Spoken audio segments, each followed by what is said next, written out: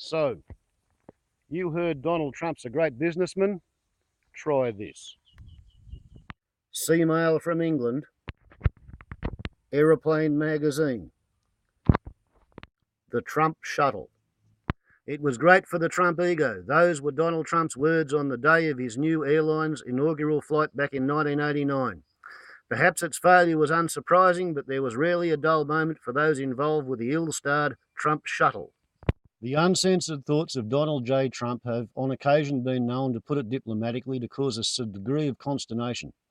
Sometimes they don't seem all that funny, and so it was back in 1989 when, with typical bombast, he addressed a press conference to herald the launch of his new airline, the Trump Shuttle. Operating on the potentially lucrative shuttle route between New York, Washington, D.C. and Boston, the Tycoon's carrier would have some stiff opposition. Of Pan American, Trump told the gathered throng, quote, "I wouldn't fly them. They're losing money and their planes are old." To call the remark tactless would be an understatement. It was, after all, just a few months since Pan Am Flight 103 was blown up over Lockerbie. Trump Shuttle marketing director Henry Harteveldt wasn't happy. Quote, "That's one of the few occasions not only the airline's president Bruce Nobles but I gave Donald hell," Harteveldt says today. "I just said that you do not criticise another airline's maintenance. It is wrong. We all strive to maintain our airplanes well, but for the grace of God go we." There were a lot of people, especially in the New York area, who had lost friends and family on Flight 103 and were still very upset, understandably so. Well, karma is a bitch. A little more than 3 months after we started flying, one of our Boeing 727s landed with the nose gear up at Boston Logan. It was determined that it was not our fault, that there had been a, quote, legacy maintenance problem that had not been detected. Our pilots handled the incident well, our flight attendants handled the incident well, and there were no major injuries, but it was very, very embarrassing. Harteveldt was one of many seasoned airline industry campaigners who helped set up the airline. He had worked in advertising for American Airlines, marketing for TWA, and marketing and planning for Continental. Bruce Nobles, also ex-Continental, brought him in. As Harteveldt told Aeroplane, "It was a lot of fun. It was very chaotic. It was a startup situation. And as a startup, there are always more things to do and not enough people to do the tasks. What added to the challenge was that I left Continental for Trump Shuttle before the Trump organization had actually bought the airline." Some background is required. Eastern Airlines started the Air Shuttle in 1961, says Harteveldt. Texas Air Corporation bought Eastern, and it owned Continental. There was a plan to spin off the shuttle as a way to bring in money and to, frankly, help Texas Air in its battle with Eastern and the unions that was going on at the time. Frank Lorenzo, chairman of Texas Air, had met Donald Trump, and the two had a conversation about buying the shuttle. However, the unions at Eastern took legal action and successfully got a judge to say that the shuttle couldn't be just sold outright, but that there had to be an auction so the shuttle brought in its true value to the company. It became a bidding war, and the two finalists for the Eastern Shuttle were the Trump Organization and America West Airlines, which saw the shuttle as a way to get a toehold into the Northeast. The Trump Organization purchased the shuttle from Texas Air for approximately $365 million. And with that, we got 22 Boeing 727s, a mix of 727-100s and 200s. One of the 727-100s we got was among Eastern's oldest 727s, from when they first started taking delivery in the 1960s. We actually wanted the shuttle to have fewer airplanes, roughly 16, and we were hoping to have a mix of 727s and DC-9s, but the deal that Lorenzo and the Trump Organization agreed to was 22 airplanes, all 727s. Trump himself had announced the purchase of Eastern Shuttle at his Plaza Hotel in Manhattan on 12 October 1988. Harteveldt was an early recruit. "I got to New York, I started my job, and we were building an airline without actually having an airline. That was a risk I was willing to take. I'd left a secure job in Continental for this startup, with a lot of other people did as well, people who'd come from other airlines. As marketing director, my job was to build the brand. What was Trump Shuttle going to be? I was involved in all the tasks you would expect a marketing head to be: livery, cabin design, advertising, frequent flyer, brand positioning, product development.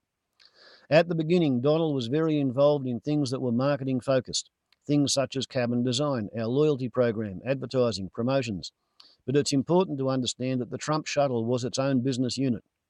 We had our own president, Bruce Nobles. We had our own chief pilot. We were, for the most part, self-sufficient. Donald was involved only on things that were fairly major, especially once the airline was launched. PR was very important to him.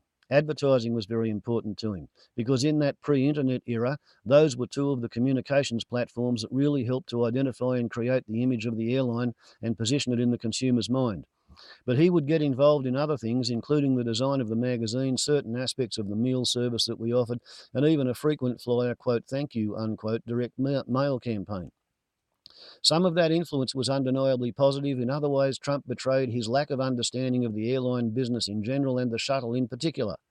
Donald certainly insisted on a very opulent cabin, recalls Henry Harteveld. As he kept telling me, it's the Trump Shuttle, and people had in his mind an expectation of this. We ended up spending more than $1 million per airplane, probably closer to $2 million, on renovation. That included maintenance, engine repair and overhaul, going through the airframes as well as what the passengers saw. Remember, these were some of the oldest 727s, and while Eastern kept them flyable, these were airplanes that were probably flying on the minimum of minimum equipment lists. They had not exactly received much tender loving care from Eastern because Eastern simply didn't have the cash. We put in very thick pile carpeting. That's lovely to have in a private jet. That's lovely to have in your home. On a commercial airliner? No, not very practical. He insisted that we put that carpeting down the tail stairs of the 727. Again, not practical. It added weight, and those stairs were used primarily by service personnel, inevitably in all types of weather, which in the northeast US includes rain and snow. That was not one of the better decisions. Bill Clinton, flying Trump when he was Governor Bill Clinton. He wanted to replace the aluminium door handles on the boarding door and other cabin doors with brass handles because he thought that would be more attractive. We talked him out of that. He wanted to put in real marble countertops in the lavatories. We had to investigate that and convince him that faux marble would be just as good. Another remark at one of the airline's early press conferences rather troubled marketing boss Harteveld. Donald said the Trump Shuttle would be, quote, a diamond in the sky. After that, I said you may want a diamond in the sky, but we're starting with cubic zirconia. Again, these were old airplanes with rather grotty interiors. After Mr. Trump's statements, our advertising had to contain and manage consumer expectations. A lot of what we did with our PR and advertising had to make sure that people realised that at first, literally, the only thing that changed was the name. In one of our first advertisements, which we shot at Boston Logan, we filmed the workers putting a decal on the fuselage that said Trump over the Eastern Airlines name and logo. We were sending airplanes down to Orlando, Florida to be repainted and have a new cabin done. It took us several months to get the first of them in, but after that, the rest quickly followed.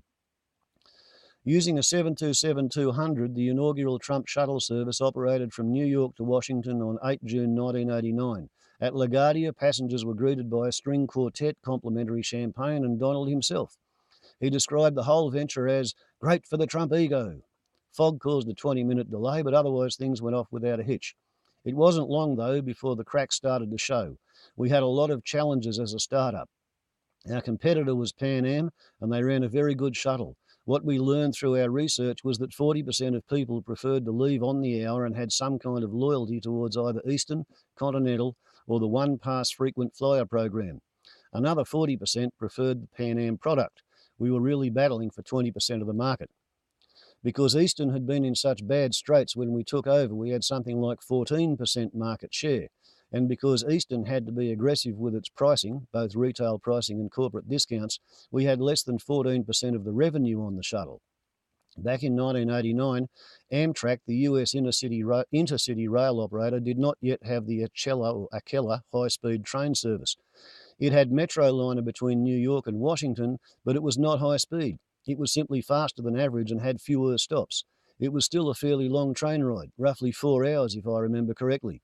New York-Boston was also 4 or more hours on the train. The majority of people travelling between Washington and New York and between New York and Boston went by air.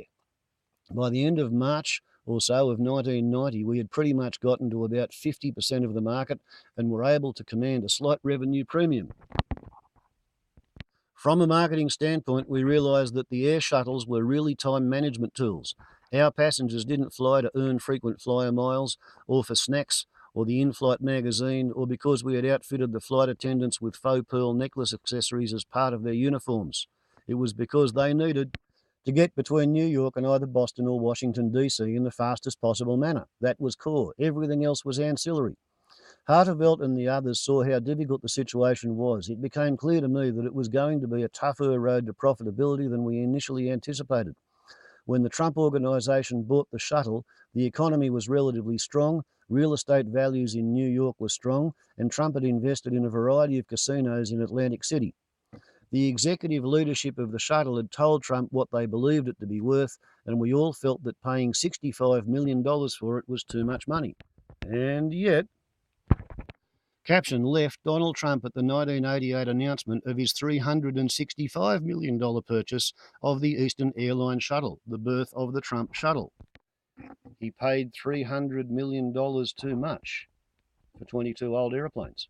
We all felt that paying $65 million for it was too much money. We were concerned from the outset about our ability to not only turn a profit but service the debt. What we had heard was that they were reasonable business concerns, but that cash flow and profit from the real estate side of the house would at least compensate for any losses that the shuttle may incur during its startup phase. We all knew that we would not be profitable overnight. We knew that we would not be profitable within a year, but we expected to be well on the way towards being profitable. There were macroeconomic factors outside our control that occurred. The US went into a mild recession in late '89, and that recession started more in the Northeast than the rest of the country. Real estate values softened in New York and elsewhere. There were some challenges that the casinos had, which have been documented in the New York Times and elsewhere. I should point out again that we were a freestanding business unit. We did not do anything with the Plaza Hotel or the casinos other than some joint promotional efforts. Also, tragically, there was a helicopter accident in the fall of 1989, and 3 of the casino executives were killed. I think that was very upsetting to Mr. Trump, personally as well as professionally. The recession intensified in 1990, and there were some concerns about what was going on leading up to the 1991 Gulf War. We started to see that demand softened for the shuttle. We had to become more aggressive with our pricing. Continental was competing out of Newark. There were some other airlines between New York and Washington, and Pan Am was competing aggressively, so there was a lot of competition in the market. It brought down the published fares and the corporate discount fares. We took certain steps to reduce our expenditure. We scaled back some advertising, we adjusted our catering, but an airline can't fix the economy. The shuttle's losses I don't think were terrible, but in the context of the larger financial challenges that Trump organisation was facing, things were starting to implode. Hartevelt left in 1990 in June. While I enjoyed working there and had a very good working relationship with Donald on the things where I did work with him, when I got a job offer to run marketing for a luxury hotel company in San Francisco, I took it. That month saw big changes for Trump Shuttle as Bruce Nobles was ousted as president in favour of Richard Cozzi.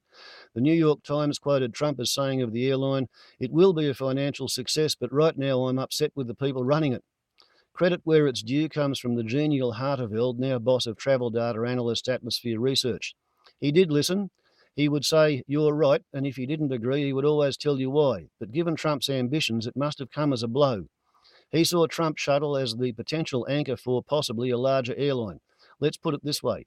I don't think there were any of us who went to Trump Shuttle with expectations that all we would be was an airline flying between Boston, New York, and Washington, D.C. We believed there was an opportunity to expand, either organically or through acquisition. While I was there, Donald made an unsolicited takeover bid for AMR Corporation, the parent of American Airlines. Bob Crandall of American threatened a lawsuit, and Trump sold his shares in AMR. I believe he made a profit. There was also, I think, a brief effort to buy Continental from Texas Air. Neither of those went anywhere. By September 1990, Trump Shuttle's creditor banks decided they'd had enough. An injection of finance proved little more than a sticking plaster solution, nor could the banks find a buyer. Eventually, after lengthy negotiations, US Air was persuaded to step in. Trump Shuttle was closed on 7 April 1992 to the disappointing end of its founder's airline dream. So, 22 clapped out old 727s for which $65 million was too much money. And the great businessman, the capitalist entrepreneur, Donald Trump paid $365 million for.